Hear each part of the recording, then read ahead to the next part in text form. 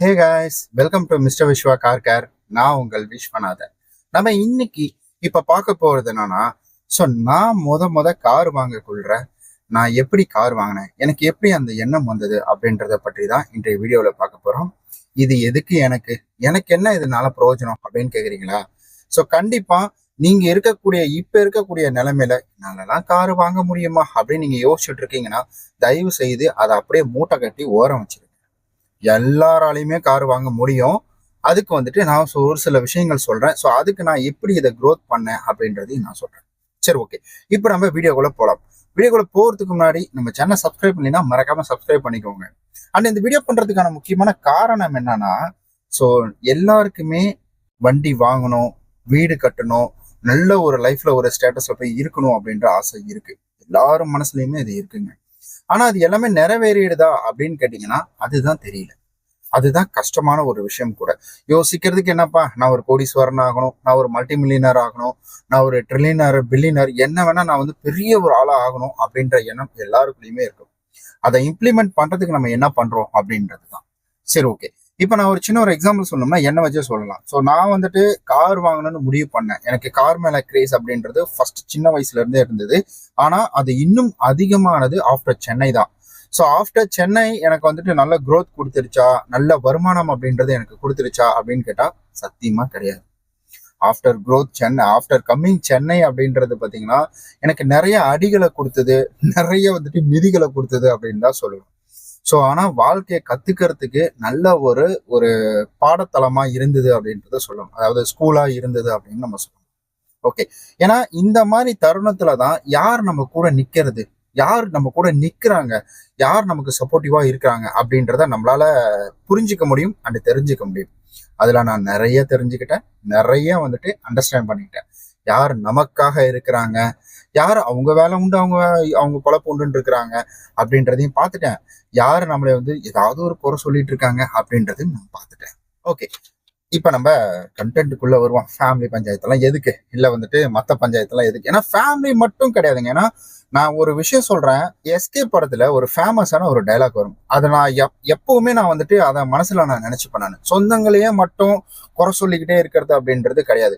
அதாவது சொந்தங்களை விட நம்மளை சந்தோஷமா வச்சுக்கிறது யாராலையுமே முடியாதுங்க. அண்ட் அதே போல சொந்தங்களை விட நம்மளை கஷ்டப்படுத்துறதும் யாருமே கிடையாது. அதுதான் உண்மை, அதுதான் நிதர்சனம்.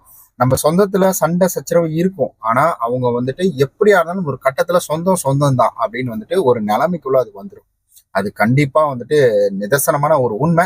நீங்களும் ஆள் மனசுல இருந்து கொஞ்சம் பொறுமையா யோசிச்சு சொல்லுங்க, உடனே கமெண்ட் பண்ணிடாதீங்க. சரி, ஓகேங்க. இது ஃபேமிலி டாபிக்கா போகுது, நம்ம அதுக்குள்ள போக வேணாம். ஆக்சுவலி ஆஃப்டர் சென்னை எனக்கு நிறைய ஒர்க்குக்கு போயிருந்தேன். ஸோ நிறைய வேலைகள் பார்த்துட்டு இருந்தேன். நீங்க தம்ப்லைன்ல பார்த்த மாதிரி உண்மைதான். எனக்கு பர் டே 200 ருபீஸ் தான். அதுவும் சாட்டர்டே சண்டே. சாட்டர்டே அதிகமாக லீவ் கொடுத்துருவாங்க. சண்டே பார்த்தீங்கன்னா கம்பல்சரி லீவ் அப்படின்றது இருக்கும். சாட்டர்டே ஒரு சில நேரம், ஏன்னா அப்பதான் இந்த செகண்ட் சாட்டர்டே ஃபோர்த் சாட்டர்டே இருந்த டைமு. ஸோ அப்போ நான் பேங்க்ல ஒரு இந்த ஏடிஎம்ல எல்லாம் இது வேலை இருக்கும் பார்த்தீங்களா, ஏடிஎம் சர்வீஸ் சென்டர். ஸோ அதில் தான் வேலை பார்த்துட்டு இருந்தேன். அதில் ஒரு சில ஏதாவது பொருள் போயிடுச்சுன்னா அதை ரீப்ளேஸ்மெண்ட் பண்ணி தரதுக்கு ஆள் கூட எலக்ட்ரிஷியன் வருவாங்க. அவங்க கூட போகணும், என்ன பொருள் வாங்கி கொடுத்துட்டு நம்ம அவங்க கூட இருக்கணும். ஸோ அதுக்கு கான்ட்ராக்டா ஒருத்தவங்க பேசிப்பாங்க. அது கூட நான் வேலை செஞ்சுட்டு இருந்தேன். ஒரு நாள் சம்பளம் அப்படின்றது 200 ரூபா. நான் போனாதான் எனக்கு காசு, போகாட்டி ஒன்றும் கிடையாது. அதுக்கப்புறம் இப்படியே லைஃப் போயிட்டே இருந்துச்சு. எனக்கு திடீர்னு ஒரு தருணத்துல நமக்கு தெரிஞ்சவங்க ஒரு கார் வாங்குறாங்க அப்படின்ன உடனே இங்க எனக்கு எனக்கும் ஒரு ஆசை, நமக்கும் ஒரு கார் இருந்தா நல்லா இருக்கும்ல. ஏன்னா அவங்க அங்கங்க வெளியில போறாங்க. அந்த ஒரு போட்டோஸ் வாட்ஸ்அப் இந்த மாதிரிலாம் வைக்க கொள்ற. ஸோ அதுக்கப்புறம் நம்ம ரோட்ல போகக்குள்ளே நமக்கு அந்த கிரேஸ் வந்துருங்க. ஏன்னா ரோட்ல வெயில நின்றுட்டு இருக்கக்குள்ள அப்படியே இந்த காரை பார்க்கக்குள்ள ஜாலியா ஏசியில இருக்கிறாங்க அப்படின்ற ஒரு கிரேஸ் அந்த இடத்துலயே வந்துடும். ஸோ அப்படிலாம் எனக்கு யோசிக்கக்குள்ள எனக்கு இன்னும் அதன் மேல மோகம் அப்படின்றது அதிகமாச்சு. சரி, என்ன பண்றது, 10 பைசா கையிலே இல்லாத ஒரு தருணத்துல நான் என்ன தெரியுமா செஞ்சேன். ஒரு மாருதி ஷோரூம் இருக்கு, அங்க போறேன். ஷிஃப்ட் காரை பாக்குறேன். ஏன்னா அப்ப ஷிஃப்ட் அப்படின்றது கொஞ்சம் நல்லா ஃபேமஸ். ஒரு 6 வருஷத்துக்கு முன்னாடி ஷிஃப்ட் காரை பார்த்தேன். ஸோ பார்க்குற வரைக்கும் ஓகே தான். ஆனா அந்த இடத்துல ஒரு கொட்டேஷனை வாங்கிட்டு வந்து வீட்டில் ஒரு கால்குலேஷனை போட்டான் பார்த்தீங்களா? அதுதான் மிகப்பெரிய ஒரு தவறு அப்படின்னு வந்துட்டு சொல்லலாம். பட் எனக்கு அந்த நேரத்திலேயே எனக்கு வந்துட்டு 10 பைசா கையில வந்து சேவிங்ஸ் அப்படின்றது இருக்காது. ஸோ எவ்ரி மந்த்து உங்களுக்கு வந்துட்டு பார்த்தீங்கன்னா யார்ட்டையாவது கடன் வாங்கலாமா, யார்ட்டையாவது வந்து ஒரு கைமாத்தா காசு வாங்கி கொடுக்கலாமா அப்படின்ற ஒரு சூழ்நிலை அப்படின்றது அந்த இடத்துல கிரியேட் ஆகிருந்துச்சு. ஸோ இப்படியே லைஃப் போயிட்டு இருந்தேன். இந்த தருணத்திலையும் எனக்கு வந்துட்டு இந்த ஒரு எண்ணம் அப்படின்றது வந்துச்சு. அந்த ஒரு எண்ணம் எனக்கு ஒரு நாள் வந்துட்டு போயிடல. எனக்கு எப்பவுமே சரி, எனக்கு ரோட்ல ஒரு காரை பார்க்கறேன்னா நமக்குன்னு ஒரு கார் இருக்கணும். நம்ம பேர்ல ரெஜிஸ்ட்ரேஷன் நம்ம ஆர்சி புக் எடுத்து பார்க்கக்குள்ள விஸ்வநாதன் விளையாடல அப்படின்ற வந்துட்டு பேர் இருக்கணும் அப்படின்ற ஒரு ஆசை. இப்படியே வந்துட்டு போயிட்டு இருந்துச்சு. நானும் வேலைக்கு போயிட்டு இருந்தேன். அப்படியே மனசுக்குள்ள மட்டும் ஓடிக்கிட்டே இருந்ததுங்க. அதுக்கு நான் முதல் கட்டமா நான் என்ன செய்யணும்னு ஆரம்பிச்சேன்னா, இப்ப இதே வேலையில இருந்தா என்னால வந்துட்டு கார் அப்படின்றது வாங்க முடியாது. ஸோ கண்டிப்பா நான் ஒரு 200 சம்பாரிச்சு என்னால மாச டியூ மாசம் எவ்வளவு வரப்போகுது? நீங்க 200 சம்பாரிச்சா ஒரு நாளைக்கு. அப்ப ஒரு 6-7 வருஷத்துக்கு முன்னாடி எல்லாம் பெருசா நமக்கு ஒன்றும் வராது. 200 உங்களுக்கு மாசமே வந்துட்டு எவ்வளவுனா கிட்டத்தட்ட 6000 தான் வரும். அதுலயும் நான் லீவ் போட்டேன்னா 5500 வரும். கடன் அப்படின்ற ஒரு சுமை என் தலையில விழுந்து இந்த நேரத்துல தான்.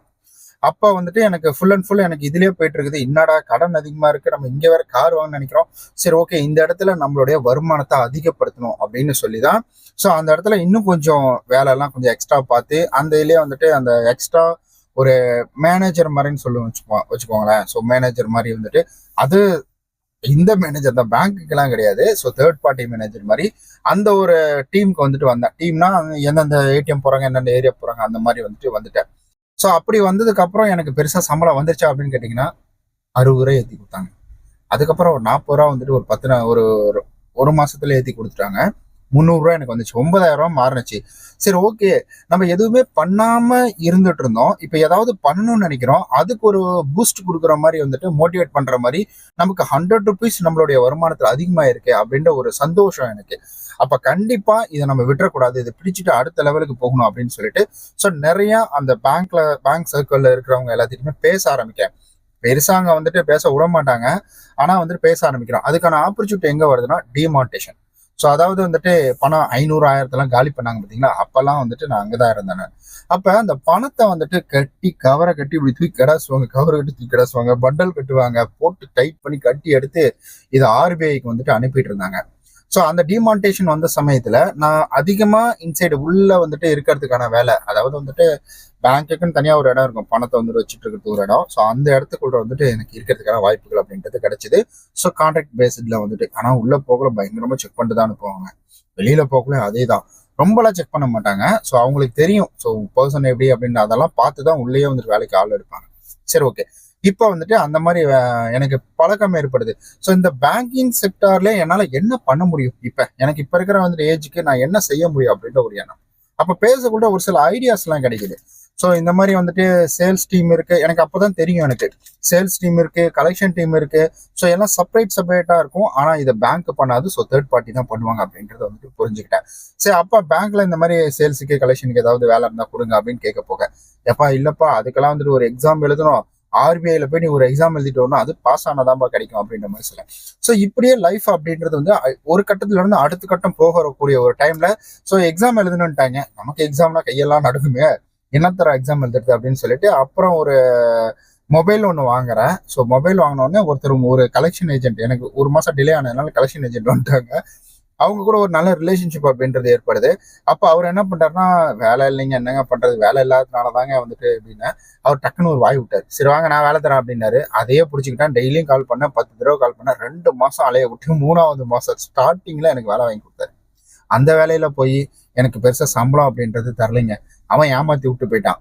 ஸோ வந்துட்டு ஒரு இது வாங்கிட்டு ஒரு பைசா, ஏன்னா அதுல பொறுத்த வரைக்கும் என்ன, காசு வாங்கிட்டு வந்து கொடுத்தா போதும். அங்க போயிட்டு வந்துட்டு இங்க ஆர்கியூ பண்றது, கேள்வி கேட்கறது, இந்த லீகல் ப்ரொசீஜர் அப்படின்றது கிடையாது. இந்த ஃபர்ஸ்ட் டைம் அப்படின்னு வந்துட்டு கட்டாம மாட்டாங்கன்னா அவங்க வீட்டுக்கு வந்துட்டு போயிட்டு அவங்க வந்து காசு தரேன்னு சொல்லிடுவாங்க. எங்களுக்கு கால் பண்ணி வந்துட்டு டெலிகாலிங் டீம்ல இருந்து சொல்லுவாங்க, சார் இந்த மாதிரி இந்த பைசா அந்த மேடம் தரன்ட்டாங்க, இந்த சார் தரன்ட்டாங்க, நீங்க போய் வந்துட்டு இது வாங்கிக்கோங்க சார், அதாவது காசு வாங்கிட்டு வந்து டெபாசிட் பண்ணிடுங்க கம்பெனியோட அக்கௌண்ட்ல அப்படின்னு சொல்லுவாங்க. அதை வாங்கிட்டு போய் நாங்கள் டெபாசிட் அப்படின்றது வந்துட்டு பண்ணிடுவோம். ஸோ இப்படி போயிட்டு இருந்தேன். எனக்கு ரொம்ப ஈஸியா இருந்துச்சு. ஐயா ஈஸியாக இருக்கிறது ஃபைட் அப்படின்ற மாதிரி.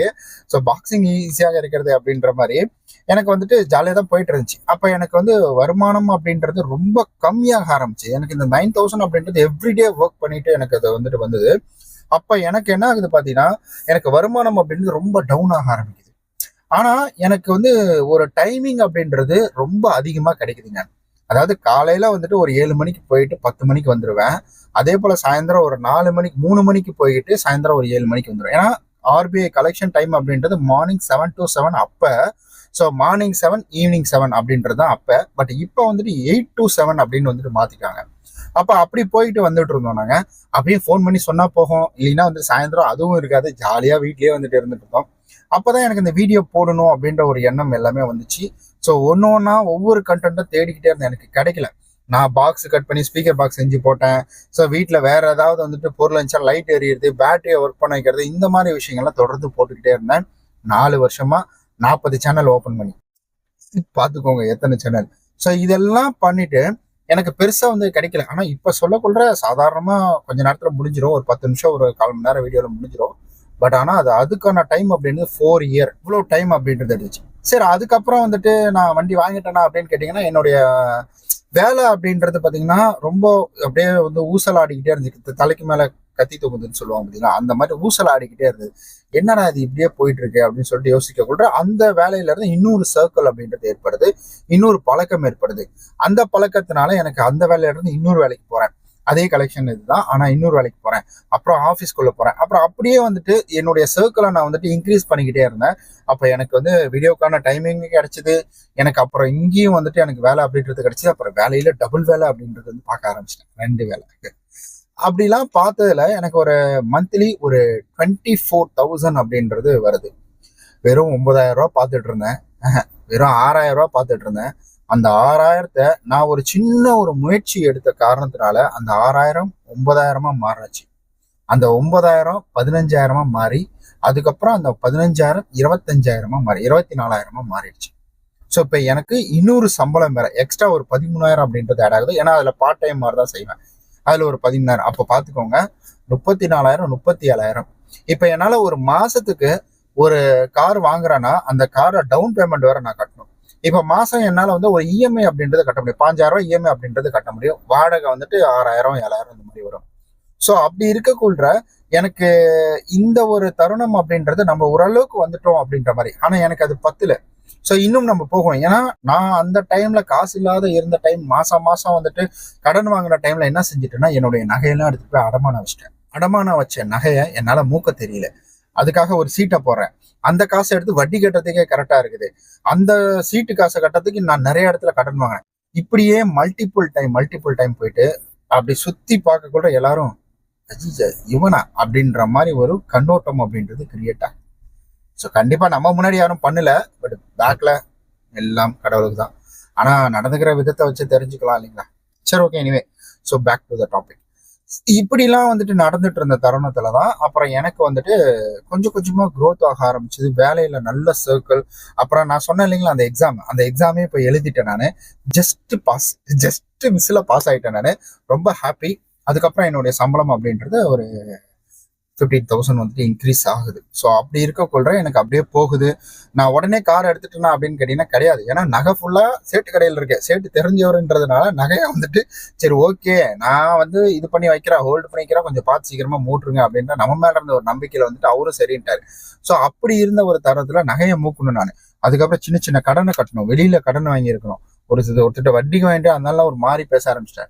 ஸோ இப்படியே லைஃப் போயிட்டு இருந்தது. அதெல்லாம் முடிச்சு நான் மீண்டு வர்றதுக்கு எனக்கு சம்பளம் வந்து 2 வருஷம் அப்படின்றது எடுத்துக்கிச்சு. ஸோ 2 வருஷ காலம் நான் வந்துட்டு இப்படிலாம் கஷ்டப்பட்டு நான் அதுக்கப்புறம் கார் வாங்குறதுக்காக போனேன். 2வது டைம் கார் வாங்க போறேன். காரை வாங்கிட்டேன். அப்ப போகக்குள்ளேயும் பிரச்சனை வந்துச்சு அப்படின்னு கேட்டீங்கன்னா, 2வது டைம் கார் வாங்க போகக்குள்ள என் பைக் சைட்ல போட்டோ வருது பாருங்க. இவன் ரிப்பேர் பண்ணிட்டான். வண்டி ரிப்பேர் ஆயிடுச்சு. பைக் இல்ல. பைக் இருந்தா தான் நான் வேலைக்கு போக முடியும். எவ்வளவு பழசா இருக்கு பாத்தீங்களா? தங்கமானவன் உழைச்சான். 65 கிலோமீட்டர் மைலேஜ் அப்படின்றது கொடுப்பான். ரொம்ப அற்புதமான ஆள் அவன். சரி, ஓகேங்க. அப்படிலாம் வந்துட்டு நடந்துருச்சு. அப்ப என்னன்னா, கட்டாயத்துல பைக் எடுக்கக்கூடிய ஒரு சூழ்நிலை. பைக் எடுத்துட்டு பைக்கை வந்துட்டு இது பண்ணிட்டு இருக்கிறேன். பைக்கை வந்துட்டு வாங்கியாச்சு. இப்போ காருக்கு போயிட்டு நான் வேற 5000 10,000 பணம் கட்டிட்டு வந்துட்டேன். ஸோ புக்கிங் சார்ஜஸ் போட்டேன். இப்போ போய் அதை எதுவுமே பண்ண முடியாது அப்படின்ற ஒரு எண்ணம். சரி, எல்லாம் அவர் பார்த்துப்பாரு அப்படின்னு சொல்லிட்டு அவர் மேல பாரத்தை போட்டு மறுபடியும் இன்னும் இன்டெப்தா இறங்கி வேலை பார்க்க ஆரம்பிக்கிறேன். அப்போ ஓரளவுக்கு நல்ல வருமானம் அப்படின்றது வருது. அப்புறம் குட்டி குட்டியா சீட் எல்லாம் போட்டுட்டு வந்தேன். அந்த வருமானம் வருது. ஆஃபீஸில் ஒரு சீட்டு போட்டேன். இதெல்லாம் இதுக்கு முன்னாடியே போட்டுட்டு இருக்கிறேன். பைக் எடுக்கிறதுக்கு முன்னாடியே நான் போட்டுட்டு இருக்கிறேன். இப்போ இங்கெல்லாம் போட்டு வச்சது எனக்கு ஒரு நல்ல ஒரு வருமானம் அப்படின்றது வர ஆரம்பிச்சிச்சு. அப்படி வருமானம் வர ஆரம்பிச்ச உடனே எனக்கு இன்னும் வந்துட்டு எனக்கு அந்த ஒரு பொருள் வாங்குறதுக்கான எனக்கு எல்லாம் வந்துட்டு வேலைகளும் நடக்குது. சரி, ஓகே, அப்ப இப்ப அடுத்தது நம்ம போகணும் அப்படின்னு சொல்லிட்டு ஒரு அமௌண்ட் தேத்துறேன். அந்த அமௌண்ட்டை எடுத்துட்டு போயிட்டு ஸோ அப்போ 19,000க்கு ஒரு நகையை வேற வச்சுட்டேன் அந்த டைம்ல. அதை இப்ப மூட்டாச்சு. ஸோ அந்த நகையை வச்சு அதுக்கப்புறம் நான் வண்டி அப்படின்றத பை பண்றேன். பாத்தீங்களா, ஒரு கார் என் லைஃபையே மாத்திடுச்சுன்னு தான் சொல்லும். டோட்டலா அப்படி திருப்பி போட்டுருச்சு அப்படின்னு தான் சொல்லும். ஆசைப்படணுங்க. அந்த ஆசை அப்படின்றது தப்பே கிடையாது. எல்லாம் நிறைய பேர் சொல்லுவாங்க, டேய் உனக்கு எதுக்குடா காரு அப்படின்ற மாதிரி பேசுவாங்க. எதுக்கு காரு, நீ எல்லாம் வந்துட்டு வாடகை வீட்டுல இருக்கிற, ஏதாவது வீடு கட்டிட்டு ஏதாவது போலாம்ல, பொழப்ப பார்க்கலாம்ல அப்படின்ற மாதிரி சொல்லுவாங்க. மனசுக்குள்ள நினைச்சிருப்பாங்க. ஆனா என்கிட்ட யாரும் சொல்லல. பட் அந்தெல்லாம் நான் யோசிச்சேன்னா நான் இந்த இடத்துக்கு வந்திருக்க முடியாது. என் லைஃப் ஸ்டைலே இப்ப மாறிடுச்சு. நான் ஒரு வீடு வாங்கியிருந்தேன்னா அதுக்கு வந்து பணம் கட்டணும், இல்ல லீஸுக்கு போயிருந்தேன்னா அது வேற விஷயம். அது எனக்கு ஒரு வகையில இன்கம் கொடுக்கும். பட் என்னை இந்த அளவுக்கு என்னை ஊந்துகோல் பண்ணியிருக்குமா, என்னை இந்த அளவுக்கு ஒரு சம்பாதிக்கிறதுக்கான ஒரு மோட்டிவேஷன் கொடுத்துருக்குமா அப்படின்னு கேட்டீங்கன்னா டெஃபினெட்லி கிடையாதுன்னு தான் நான் சொல்லுவேன். ஓகே, என்ன அந்த இடத்துல அது சோம்பேறியா ஆக்கியிருக்கும். ஏன்னா மாசம் எனக்கு கமிட்மெண்ட் கிடையாது. இந்த கமிட்மெண்ட் அப்படின்றது புடனில அடிக்க அடிக்க அடிக்க நம்ம ஓட ஆரம்பிப்போம். ஸோ இதை தயவு செஞ்சு நீங்க அண்டர்ஸ்டாண்ட் பண்ணிக்கோங்க. ஸோ நீங்க இப்ப ஆசைப்பட்டிருக்கீங்க, எந்த நிலைமையில இருக்கிறீங்க அப்படின்றது ஸோ தெரியல எனக்கு. ஆனா நீங்க எந்த நிலைமையில இருந்தாலும் உங்களாலையும் எல்லாமே பண்ண முடியும். அதுக்கான ஒரு சின்ன ஒரு ஸ்டெப் எடுத்து நம்ம வைக்கணும். அது மட்டும் நம்ம பண்ணிட்டோம்னா ஆட்டோமேட்டிக்கலி இந்த பிரபஞ்சம், நான் வந்துட்டு கடவுள்னு சொல்லுவேன், இந்த கடவுள் இல்ல கடவுள் நம்பிக்கை இல்லை அப்படின்றவங்களுக்கு இந்த பிரபஞ்சம் கண்டிப்பா உங்களுக்கு அதை கொண்டு வந்து அப்படியே கையில கொடுக்கும். பட் உங்களுடைய வந்துட்டு ஒரு ஸ்டெப் அடி அப்படின்றது இங்க ரொம்ப ரொம்ப முக்கியமான ஒரு விஷயம். அதனாலதான் சொல்றேன். ஸோ லைஃப்ல எல்லாராலையும் சாதிக்க முடியும், எல்லாராலையும் பண்ண முடியும், எல்லாராலையுமே இது முடியும், சாத்தியப்படக்கூடிய விஷயம்தான். உங்களாலையும் முடியும். நீங்களும் இப்ப எந்த இடத்துல இருக்கீங்களோ, என்னாலேயே முடிஞ்சது அப்படின்ற பட்சத்துல உங்களால கண்டிப்பா முடியாது. அந்த இடத்துல இருந்து கண்டிப்பா கார் வாங்குவீங்க, கண்டிப்பா வீடு வாங்குவீங்க. உங்களோட லைஃப் அப்படின்றது செட்டில் ஆகும் கண்டிப்பாக. ஸோ இது நான் வந்து கடவுள்கிட்டையும் சரி, இந்த பிரபஞ்சத்துக்கிட்டையும் சரி நான் வந்துட்டு வேண்டிக்கிறேன். ஏன்னா இது நான் இருந்த இடம் அப்படின்றது வலி மிகுந்த ஒரு இடம். அந்த இடத்துல இருந்து நான் இந்த இடம் வர்றதுக்கு நான் எவ்வளவு கஷ்டப்பட்டேன் அப்படின்றது எனக்கு தெரியும். அதே போல இந்த சூழ்நிலையில இருக்கிறவங்க எவ்வளவு கஷ்டப்பட்டுட்டு இருக்காங்க அப்படின்றது எனக்கு தெரியும்.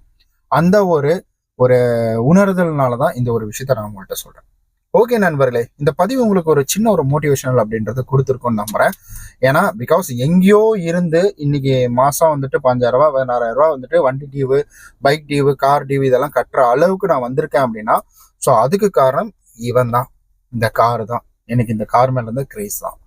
ஓகே நண்பர்களே, நம்ம நாளைக்கு இது போல வேற ஒரு சூப்பரான வீடியோவில் சந்திக்கலாம். பாய்.